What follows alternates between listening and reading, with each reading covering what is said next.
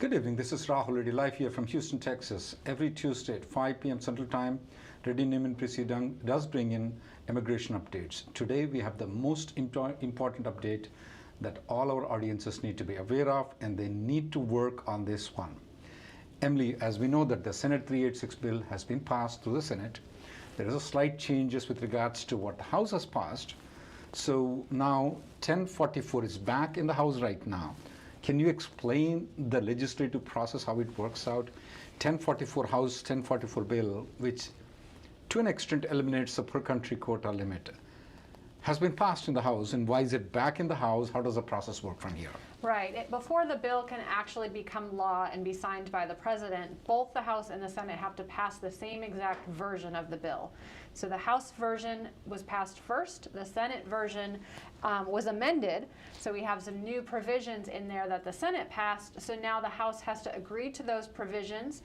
There's a couple of different ways this could go. The House could just vote on the Senate version and pass that, or the House could issue their own amendment and pass the amendment that then the Senate would have to go back to the drawing board and pass. Or the House and the Senate committees could get together in conference and basically hammer out a final version of the bill that they know both houses will agree on, and then everybody votes on that final version. We have not seen the bill actually introduced to the House yet. The latest action taken on it was the passage by the Senate, and we are kind of running into a time crunch because the end of the session is coming soon. So we have to get this through the House. This, we call it as a lame duck session. We have seen a lot of legislation passed, not only this Congress, but also previous Congress too. It's very essential that everybody who are listening to it, who are negatively affected by the per country quota limit, practically all the Indian people who are on H-1B, who are on the F-1 visa, are negatively affected by this. We're going to put a condition that we're not going to answer your questions unless you promise that you're going to contact the congressman to pass this legislation. We have put a link at the bottom of our presentation where you can go to the immigrationgirl.com blog, which is managed by Reddy Neumann. We have a sample letter. We have also given you the web link where you need to go find out who your congressman is. We want you to to write a letter to the congressman to have this HR 1044. We don't have much time, as Emily has pointed out. Now, there are differences of opinion with it. What is the last date? Some people are telling 14th is the calendar. Is that, Emily, what you said? December 14th is the last calendar that we have in the Congress when we look into it. It may be extended until 17th or 18th. What we want, even in considering of anything, we don't have much time at all. We want everybody to go in there to have this bill passed. Now you may say, I already filed the adjustment of status. How much is it going to benefit me? Well, it's going to benefit you because most of the people whom recently filed the adjustment of status, they actually file based on the dates of filing. So you're not going to get the green card at all until the final action date becomes current.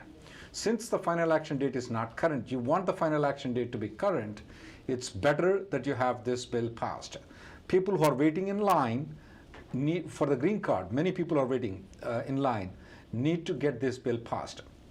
The good provision in the Assembly that I like the most is, even if the priority dates don't move all the way to the current, if the person has an I-140 approved and they are waiting for more than 2 years after the I-140 is approved, they can file the adjustment of status and relieve all the burden of the H-1B. That's the best thing that they have. The second thing is, spouse gets an adjustment of status EAD, and if the kids are getting near to 21, their age is getting frozen up, and this is the best thing that the Indians could get it forever long that I've seen. Now, this is technically not favoring Indians, guys. It is just trying to make the field equal. Indians were being discriminated because of the legislation, what it existed from past 3 decades. Now, this legislation, to an extent, takes the discrimination off so that Indians and Chinese will be at the same level field as anybody else. So when you contact the congressman, please don't say that this is benefiting Indians. It's just making Indians at a level field of all the other people. So Emily, can you explain more about this legislation, what good it's going to be? I spoke with a couple of people. They are not even understanding. They lost the hope of green card. They've been in the country for a while. They are not even thinking about green card, Emily, because they said, we all said, oh, green card is going to take 150 years. You wrote an article saying that it's 108 years, and Cato Institution said, no, it's wrong. By 42 years, they said it's 150 years. Now they lost complete hope. We have this. What does this bill do? Right. I mean, you actually get the opportunity to file the adjustment of status. That does come with a lot of benefits. Number one, you have work authorization and advanced parole that you can forego the H-1B and the H-4 and proceed just in adjustment of status. You don't have to worry about those H-1B renewals every 3 years, or if you transfer employers, filing an H-1 transfer and getting the employer to sponsor you.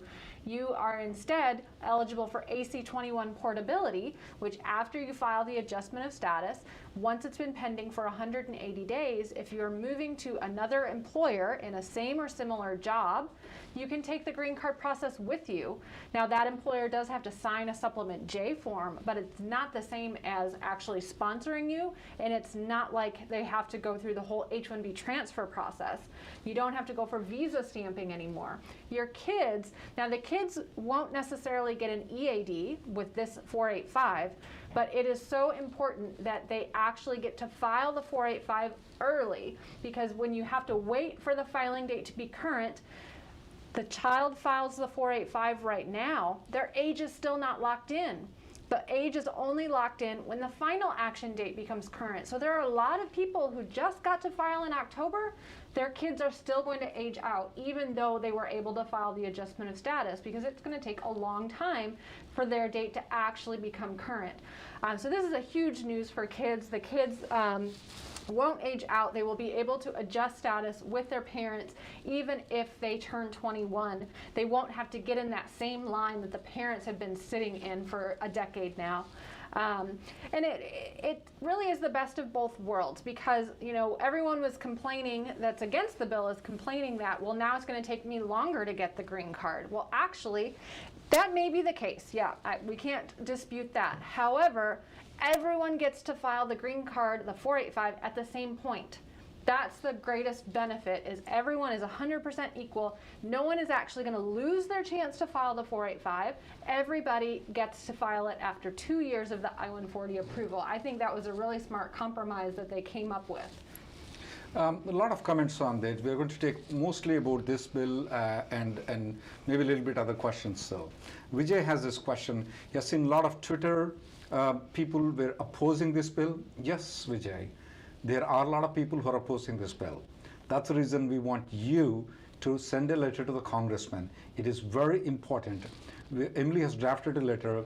I want you to give your personal circumstances more clearly, that why this bill would benefit you. I mean, you're working in this country, you're paying taxes, your kids are going to school, you have a house, you're paying the mortgage, you're doing everything legally possible existing in this one.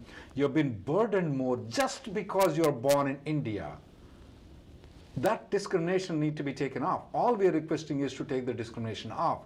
Now, of course, a lot of people don't believe equality. I mean, they want people to be discriminated. We have seen this. Again and again, from centuries onwards, we used to have a certain class of people. Like if you are a colored people, you have to go at the back of the bus. That used to be there before the civil rights movement. Women were not given the right to vote until recently. They were not being given the right to vote. I mean, there is discrimination in many different places. Things have been overcome. Now, when it comes to the country of birth, we still are having discrimination. Even with the current existing constitution, the Supreme Court, the law that exists there, we still have a complete discrimination. Yes, they want you to be under their foot. It's your chance right now, Vijay, to get your friends and to get family members and everybody to write to the congressman that, hey, this bill takes the discrimination. It is not taking the discrimination to 100%, but at least it is taking the discrimination to 70%. That's still, I will take it right now. I want to take this bill, and maybe I'll fight for the 30% later on. I've seen some comments by Faizan saying, hey, it's only benefiting Indians. Yeah, Faizan, I may understand where you stand at. Maybe it's not benefiting you. But when somebody is getting discriminated and you support that, I don't know what to say. Can you not be in the equal field? Can you, is it like this that you go in a football match and you have somebody tied the leg and you play against that guy? Is that fair game to you?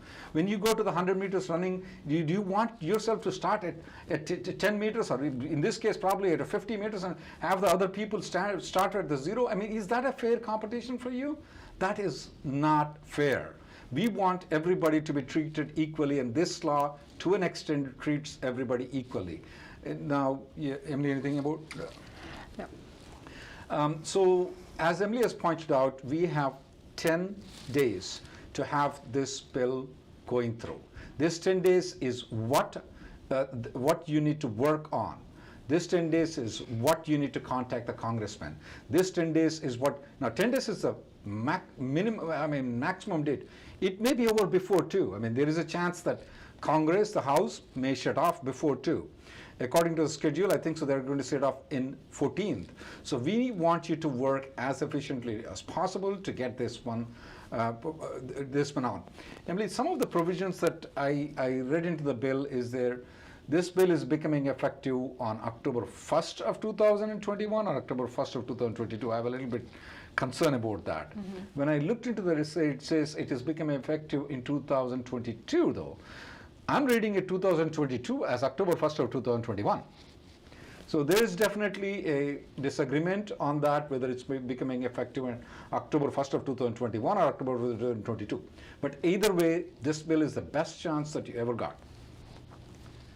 I think Dr. Shanaz wanted to know if we had the link for finding your congressman. If you actually go to the immigrationgirl.com link that's there, in the article is the link for you to put in your zip code and find your congressman. So if you just go to that page, you can copy and paste the letter. Obviously, please put your personal details in there so that you can explain your situation and how the current law is negatively impacting you.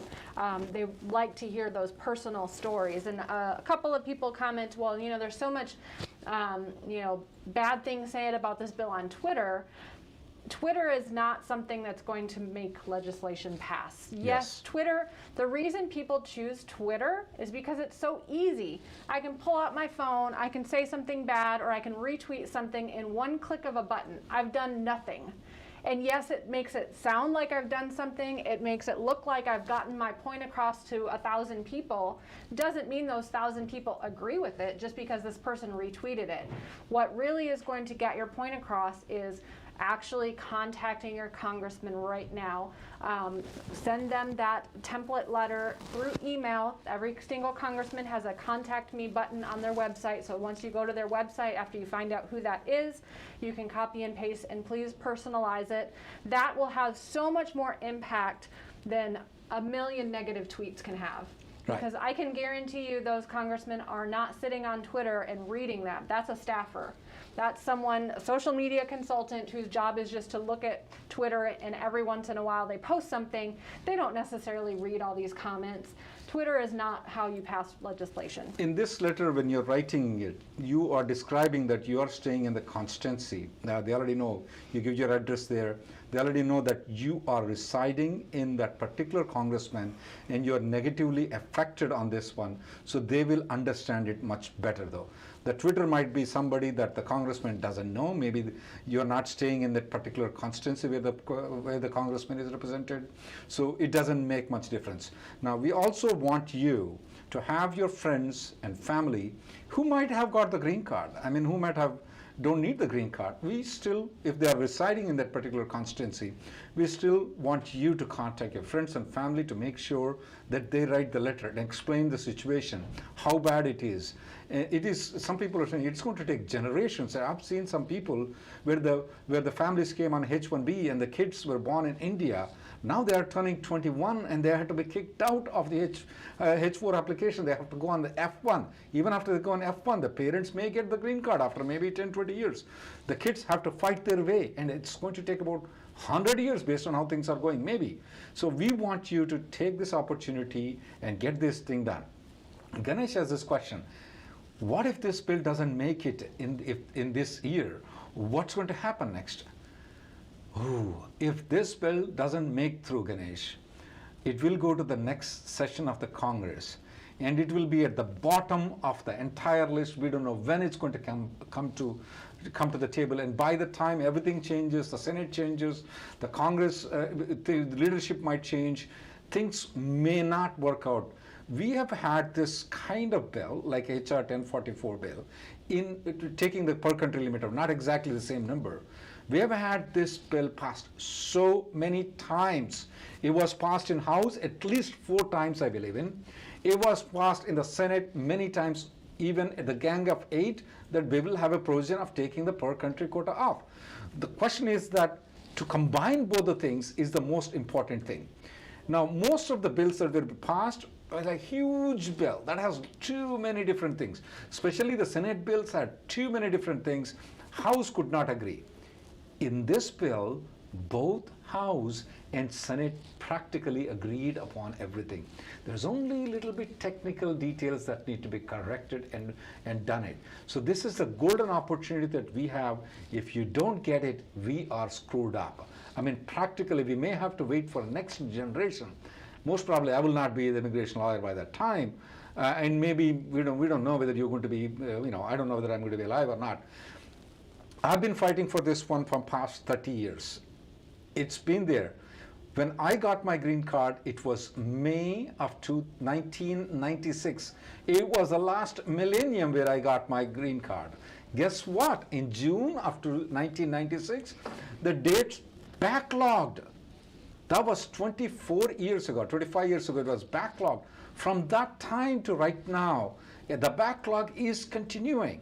And unless we take the discrimination off, it is going to continue for you for a long period of time.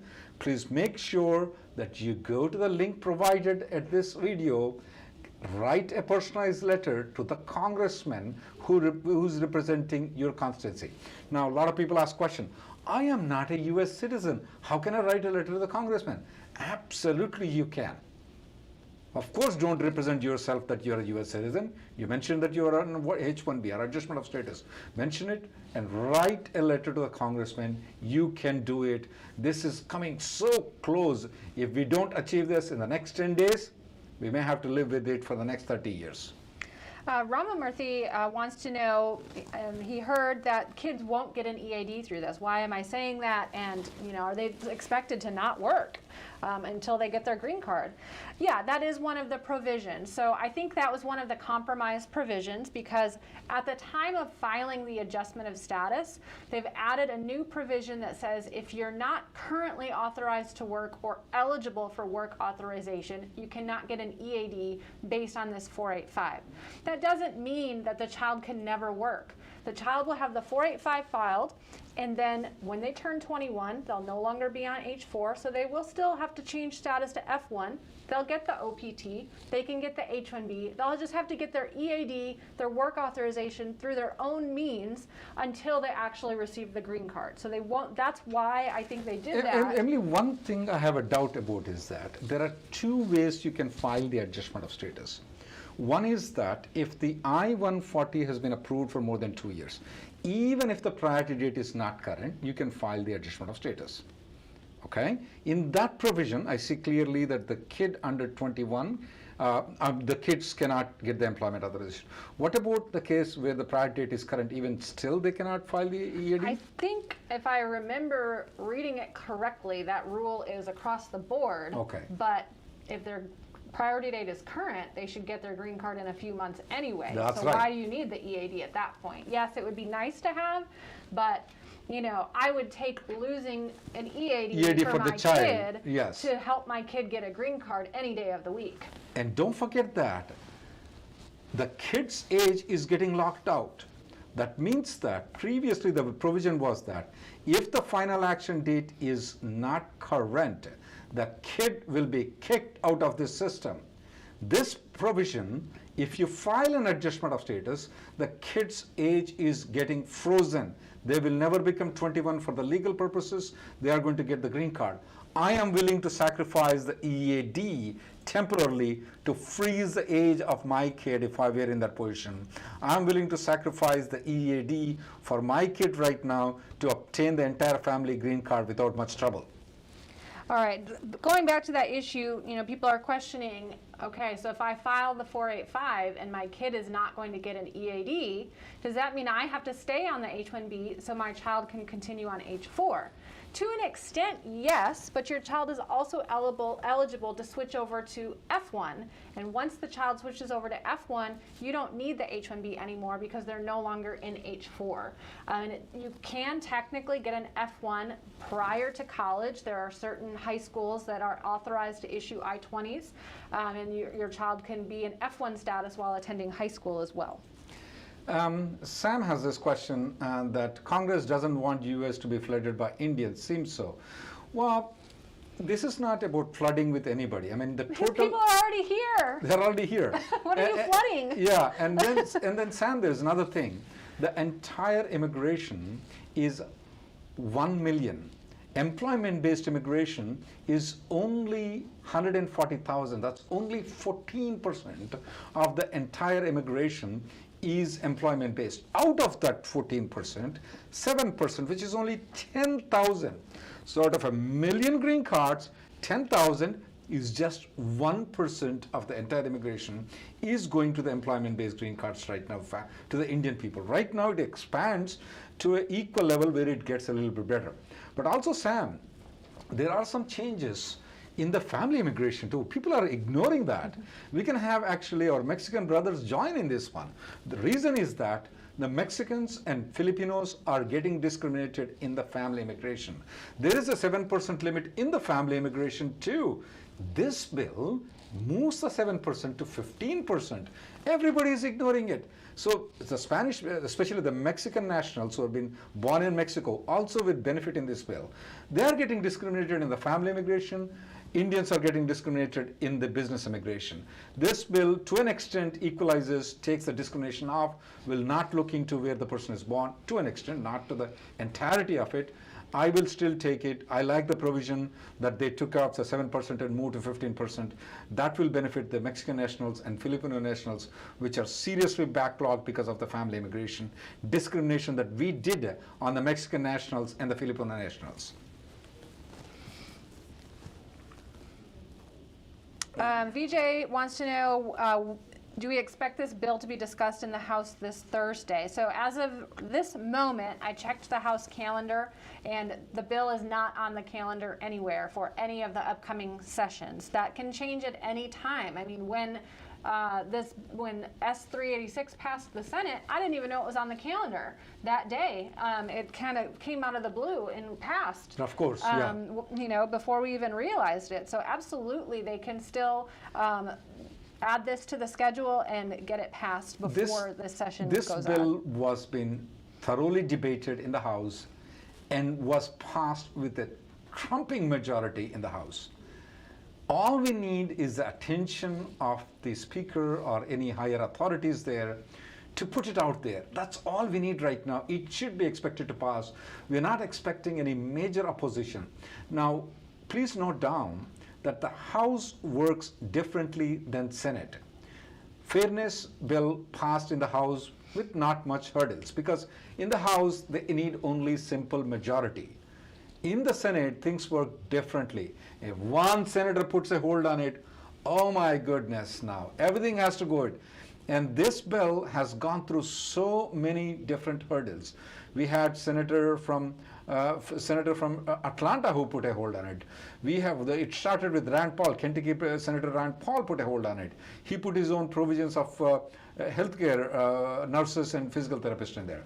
Then we had Dick Durbin from Illinois who put a hold on it. Then we had Florida senator who put a hold on it, and they took a long time to get in there. So, but in the House it works differently. It's simple. Hey, do you vote for yes or no? There is nothing like I will put a hold on it. So all we need is the attention of the Speaker, Nancy Pelosi. You can approach Nancy Pelosi, but at the same time, you can approach your congressman and to take it as an utmost important thing, and then have them go to the Nancy Pelosi and have this one bill put it on the floor. Once it comes on the floor, I'm absolutely sure that they should go through, even if there are some minority votes that will come up there, you don't have to worry about it. This has a good majority to pass through. Just need to put on the floor, it should go through.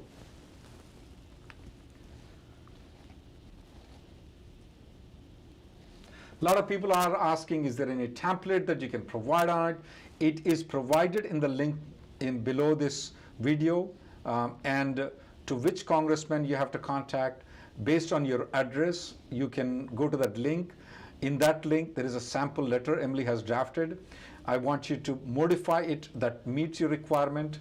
And this is a compulsory that we do conduct a daily conference call. We have put a rule that if you're coming to my conference call, you have to first promise that you have written the letter, or that you're going to write the letter, then only you're allowed to ask the question. Otherwise, we won't even allow you to ask any question. We may do that if coming forward, if you have not written a letter, we'll take it very offensively. We think so that you supported the discrimination, and that's not good for us. And even if you are negatively affected and you're not acting on it, such a lazy person should not come to our conference calls and ask me a question and waste my time. Ben from Facebook wants to know, is this the reform that President Trump suggested as merit-based green card process? It's a good question, because that was something that the Trump administration, when they came in, they were trying to go to a more merit-based system compared to our current base system. This is not what they intended by that, but this is a more merit-based system. Once this bill passes, it doesn't look at country of birth at all for the filing of the adjustment of status. It looks at what is the job you are sponsored for. Is it EB 1, 2, 3, 4, or 5? What is your education background? How many years of experience do you have? That's it. Finally, a merit-based system that does not determine when you can file for your green card based simply on where you're from. So although it might not be what he intended, I think he was looking more at a points-based system like what a few other countries have, but it does get us a step closer to a merit-based system. Also, that a lot of people have the concept that once you file an adjustment of status, do you still have to maintain the H-1B? The most probably, if you file, especially under this law, the EAD is being given for 3 years. I don't see a reason why you have to maintain the H-1B. You have so much flexibility. Emily, when the one controversial thing that I'm a bit confused about this bill is that if you file an adjustment of status with the 485J supplement, they're going to give a 3 years EAD, and you have to pay $2,000 for that. Now, if they change in between, they still have to pay submit the 485J supplement? It's not clear, because they specify that the J supplement has to be submitted with each EAD renewal, but they don't talk about what happens based on our current use of the 485J supplement with a simple job change. This bill, which was actually at the time of Obama, has come into picture. At that point of time, they want to change some regulations to allow all the I-140 people to file an adjustment of status. For some reason, Obama administration used the compelling circumstances EAD and cut down short the time period that has been given, and it did not allow to file the adjustment of status at that point of time. But this bill, because at that time Obama is trying to do through the regulations, which, maybe they were fearful that it maybe get stuck down in the court. There's a chance that the Obama administration might have fear. But if this bill passes through the legislation, there is nothing stopping, guys. I mean, nothing stopping. It will go through, and then nothing. Courts 99.99% of the time cannot rule this as unconstitutional or anything like that, illegal, because it comes from the administration, from the parliament, or we call it as Congress here in the United States. We don't see any challenges coming in the court. So this is the strongest thing that we can have it if this passes through. Amigo from YouTube has a good question. Can Biden approve a similar I-140 approved for 2-year rule by executive action if this doesn't make it through Congress? Actually, I don't think he can. And the reason for that is a specific section of the current Immigration and Nationality Act that says you are only eligible to file an adjustment of status if a visa is immediately available. That is the whole reason why we have a final action date and a filing date chart. What does immediately available mean? That a green card may be available to you within the next 12 months, within the fiscal year. So there's no way that a president can come in and by executive action say, don't do what Congress said. Instead, I'm going to allow people to file adjustment of status even when it's not immediately available after the I-140 has been approved for 2 years. He can't do that because Congress has clearly passed that law. This has to come through Congress. Congress has to change the law that they previously passed to allow people to file the 485 after 2 years, regardless of whether a visa is immediately available or not.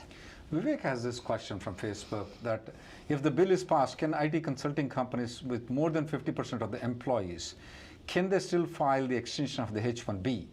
Vivek, yes, they can file the H-1B extension, absolutely no problem with it. What they may not be able to do it is to file a H-1B in the new quota. That's what they are unable to do. But for the extension and also change of employer also, they can do it, not a problem, even after this bill is passed. Prabhanjan from YouTube wants to know if this letter should be sent by regular mail. You do have that option.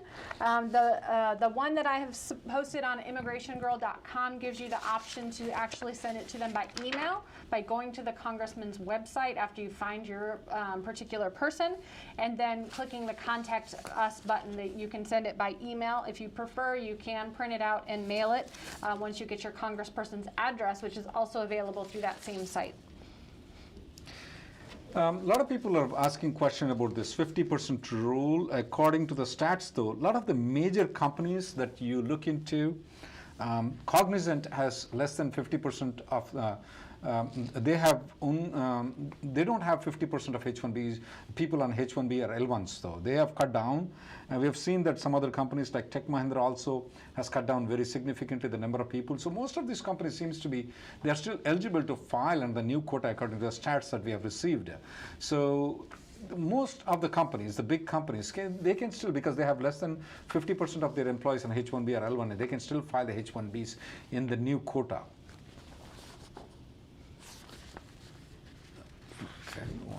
Just again, a couple questions about when this needs to be passed, what happens if it doesn't get passed until January. So the end of the session is officially January 3rd is when the new Congress comes in. So it has to be passed before then. Currently, December 15th is the last day that the House has votes planned on their calendar. This is not listed currently on their calendar for a vote. And if it doesn't pass, then it all is gone. You have to start over. Someone will have to reintroduce a new bill in the next Congress. It'll have a new name, still be Fairness for High Skilled Immigrants Act, but it'll be assigned a new number. It has to go through the same House debate, get passed in the House, get passed in the Senate, and then finally proceed to the President. So this is kind of our main opportunity right here to get this passed. So please make sure you're contacting your congressman office. Don't be put down by all the people that are saying, oh, it's never going to pass, there's not enough time, the Senate put in a poison pill. Things can still happen if you continue to push for it. But if you give up because you think there's no chance, then there is no chance. But you can't give up. Poison pill, Emily. I don't see any poison pills in the Senate bill, though. That China provision is the issue that I'm referring to. Yeah, There's no reason to put that in there. Yeah, it's but already a ground of inadmissibility. And yeah, but I don't see that as a poison pill for the House to back off on it, though. That's my personal opinion. I think certain people in the House won't vote for it because that's in there. But we we just need the simple majority. Yeah, we still have the simple majority. Sen Gupta from YouTube has this. Any update from Representative to Zoe's office? What you mean, Zoe Lofgren's office? No, I haven't seen it. Any updates? She should be the target person for all of you guys. Joe Lofgren, she represents the Bay Area of California. We want you to contact her because she has been the architect of this bill. She's the one who can get this one. I know she's going to act on this one for sure. She's going to put a pressure on it. I also want to put, not just on her though, who has been taking all this burden and doing all this work for you. I want you to put burden on your local representative to push this bill to go through, not just on Joe Lofgren. She is the best that is available and she is going to work for you. And also we have seen Senator Lee, Utah Senator Lee from Utah. He's also from the Senate side. He did the best.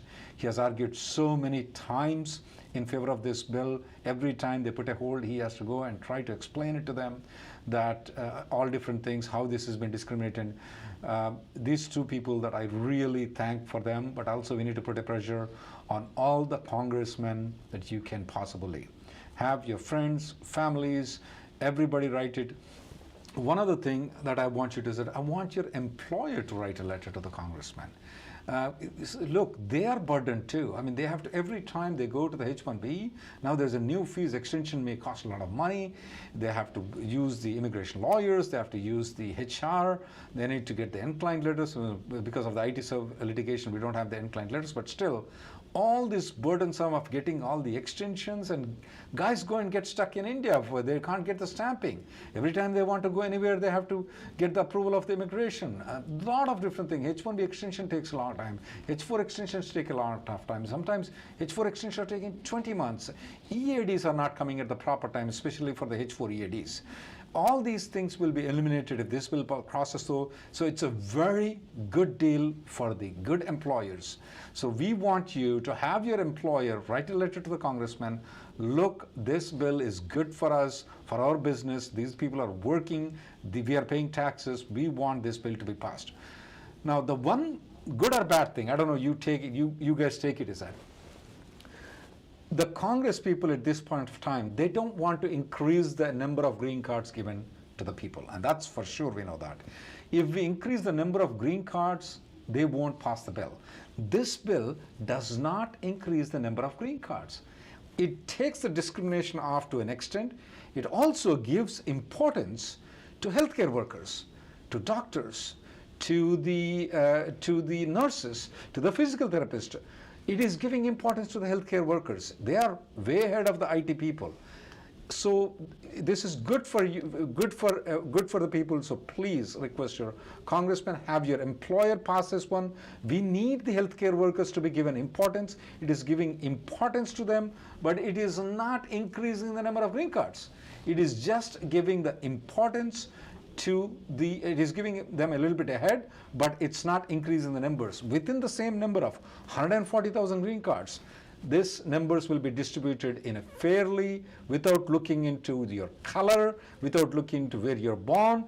It is fairly distributing the things. So please contact your congressman. Arun from YouTube mentions that he's heard the bill could be attached to the second stimulus bill. Oh, no. That is a possibility. If you think back, do you recall when we got the extra filing fee? $2,000 fees. That was part of a 9/11 fireman's Yeah, Emily, but when it bill. gets attached to the stimulus bill, though, I'm a bit worried that everything... I'm not suggesting I want it to be Yeah. attached, but if we are going to pass a stimulus bill, then If they're yes. going to pass anyway, they may attach Exactly. it. But as such, when you're contacting the congressman, please recommend them to pass this individually. Don't try to make it attached. That's my recommendation. But if it gets attached and passed, I don't care. Then it has to go to Senate, Emily, and Senate may not. I'm not sure about it. I would rather want this bill, standalone bill, pass in the House. That's the way I prefer it. The chances are very good in that way. That's my opinion. Yeah, I'm not suggesting that we should ask them to do that. I'm Yeah. just suggesting that, yes, It's a that is a possibility. possibility that Yes. it can be attached to another bill that's likely to pass so that it goes through as well. Yes. Because that does happen quite a bit with small immigration provisions. Right, right. Raj wants to know, does this have to go to the Senate again before it goes to the president? Well, it all depends on what the House does. If the House votes and approves the Senate version that was just passed, it does not have to go back to the Senate, it goes straight to the president. If the House changes anything, they've passed their own amendment, then it's got to go back to the Senate. Pawan has this question, so we only have 5 days left to pass the bill. There's a difference of opinion whether you have 10 days, 3 days, or 5 days, but I would say that the maximum that I have heard from opinion is 10 days. Definitely once this Congress is gone, which on January 20th is the last day for it, technically speaking about, but there's no calendar that is there for the House of Representatives in January. So for me, I look into as 10 or 5. It depends on which lawyer you speak. If you speak with me, I say 10. Emily is telling it's only 5. I would say to you that it's only 2 days for you, or I want you guys today to make an event, and that's the reason in this presentation we have decided not to answer any of the question, not to take off any of the things, because this bill we have been waiting for millennium, I don't know, from last millennium we've been trying. At least I would say from past 2.5 decades we've been trying on this one. This is the occasion where it came in. Please stop everything, make sure you respond, you go to the link, write a letter, at the same time have all of your friends and everybody write a letter. Whether it's 5 days or whether 10 days, you leave it, you do it in 1 day. Salai wants to know from YouTube, what's the difference between HR 1044 and S 386, which is the current version of the bill that was passed by the Senate? Yeah, the Senate did add some provisions. So HR 1044 was more just basic, eliminate the cap. The Senate version, I think in the House version they added the H-1B restrictions as well, but the Senate version added the possibility for physical therapists and nurses, which are the Schedule A category, to receive 4,400 green cards carved out of EB3 for a 7 or 9 year period. That's new. That was something that was a blocking point in the Senate because they were worried that nurses and physical therapists from other countries were no longer going to be able to get the green card as quickly. So they added that special provision for that. And then they also added the 2-year provision where after your I-140 has been approved for 2 years, you can file the adjustment of status. I think, to me, that's their version of the how they can implement the do no harm, so that those from other countries still will get to file the 485. They're not going to file any later than they already would have. The green card itself may take longer, but I think it's a good compromise to let everybody file, regardless of where you're from, as long as you've waited 2 years. Siddharth from YouTube has this question. I see 2 senators from California. Yes, when you go through the link what Emily has provided in our blog, you will see 2 senators and 1 congressman, because you have been represented by 2 senators and 1 congressman to the area where you are at. You can send the letters to all 3 of them, but when you send the letter to senators, do not address it as HR 1044. You can just change that to Senate 386 bill, just in case if it comes back, as Emily has pointed out. We need to have the senator support too. But at this point of time, our target, Siddharth, will be your House of Representative. Not the senator that much, but House of Representative is what we are telling you that you must send the letter to. Yes. Lots of people are asking about sending an email. Yes, when we're referring to sending a letter, we mean sending it by email, because we need this to happen right now. If you put a letter in the mail, it's going to get there after Congress session is over. So please go to that link. You will be able to put in your zip code, find your congressman. It'll take you to their website, and there's a button on their website that says send me an email or contact me. You can copy and paste your information into their website, and they will receive it instantly. So yes, we keep talking about a letter, but it's meant to be sent by email through your congressman's website. Looking for True from YouTube, that's the name he has given, has this question. How is the 140,000 green cards calculated? Is it each applicant or the family members also count? Unfortunately, for the 140,000, the family members also count. Now, this bill doesn't have any provision to take them family members out.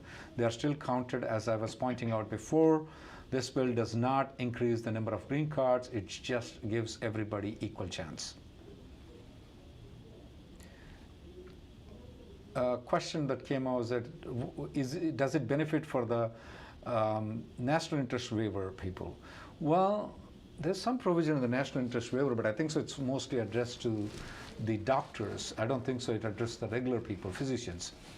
For the regular people though, if you get a national interest waiver, you have to wait for 2 years. I mean, you have to wait for a lot of time to file an adjustment of status. But under this provision, you may be able to file the adjustment of status after 2 years once the I-140 has been approved. And then think of another thing. Your priority date might be moving faster in this bill. It will move much faster in this bill than compared to what without this bill.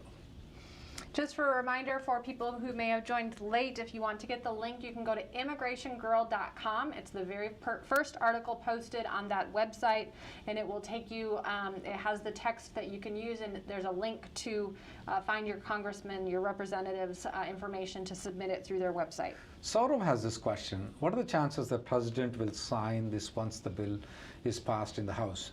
Very good, Saurav, because we know this president does not want to increase the number of green cards. We for sure know that.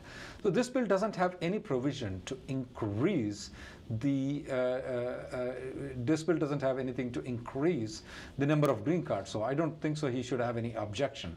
But let's take one step at a time. Let's get this passed through the Senate. That would be the best thing.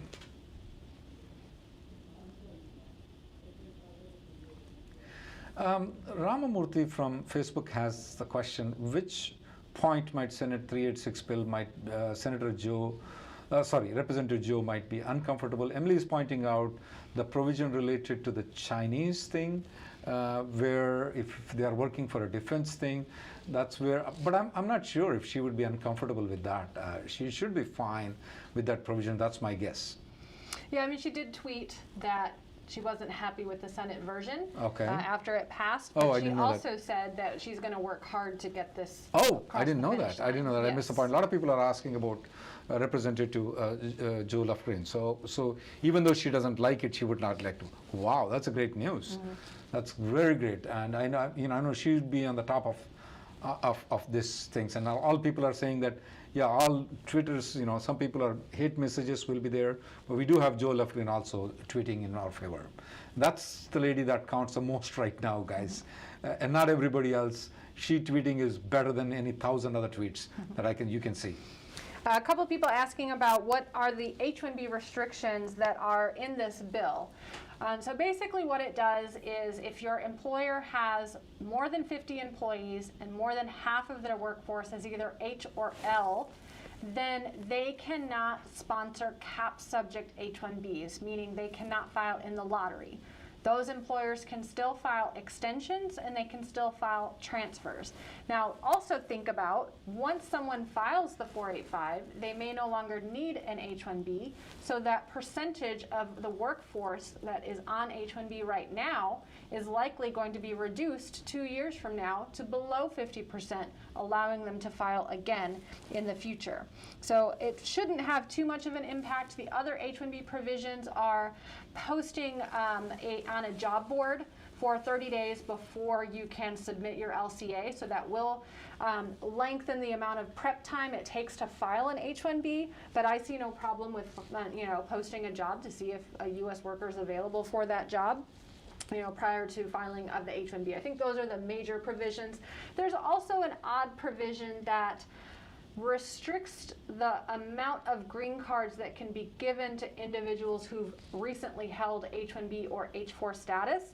I think that's probably another compromise that was thrown in there to ensure that people who are on other types of visas like O visas and L visas and E visas still have the ability to file the 485. So there are still some visas reserved for other countries besides India and China, as well as for other visa holders besides H-1B and H-4.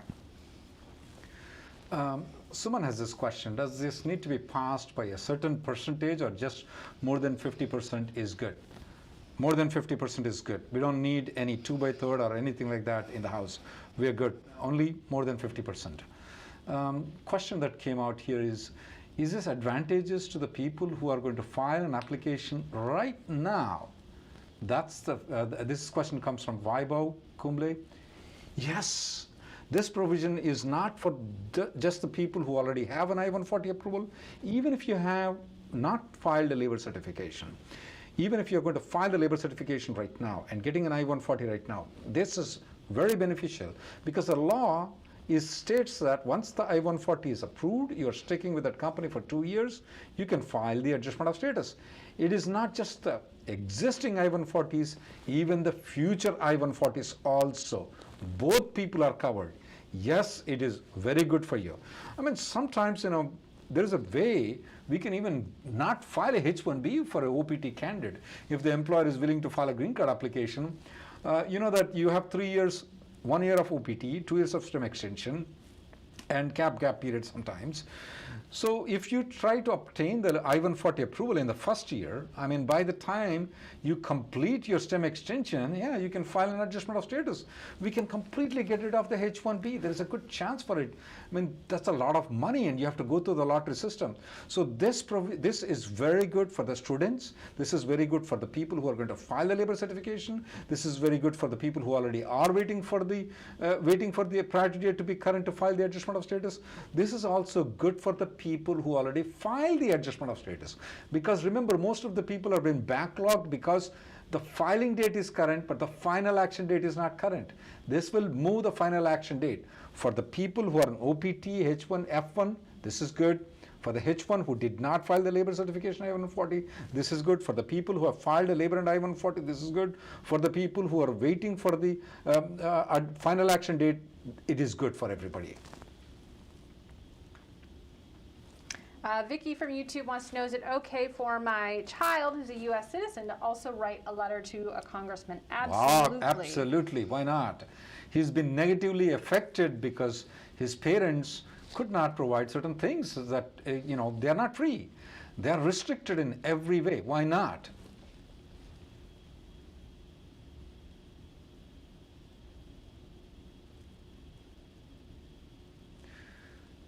Wow. Manoj has put, I see that 311 co-sponsors for this bill. Do you think any of the co-sponsors are not going to vote? There's always a chance, Manoj, that some of the co-sponsors might get offended with some of the provisions. But as we pointed out, we don't need all the co-sponsors' votes also to get this bill passed. Mm-hmm. All we need is that 250, I forgot the exact number. But yeah, even if some co-sponsors back off, though, the bill doesn't fall. This is not like a Senate where one senator puts a hold, everything goes to, you know how you have dealt with Senate 386 bill for a long time. You understood the process. That's not the way it works as in the House. If some of the co-sponsors are back off, that still is okay. The bill has still the majority to pass through.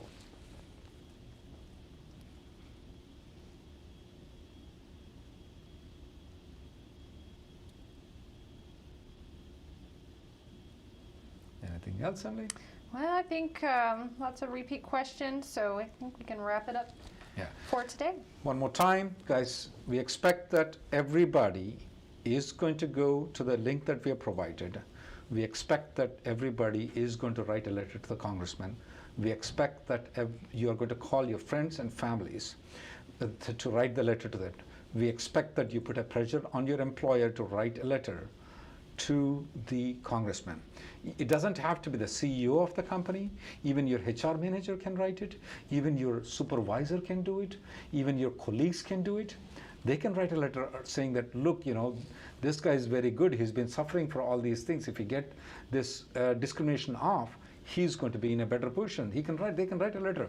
They can explain how they are related with you, that how they are working with you, and write a letter. They can do that. I mean, it's going to make a lot of impact. If it is other than you, if it is a US citizen that is writing, it makes a lot of impact though. Have your friends, have your family, have your neighbors, have all the people who got the green card before, have them write a letter. It is very important for you guys to do this. All right, thanks for joining us. We'll be back next week. Stay tuned, and hopefully we'll see this pass. Thank you.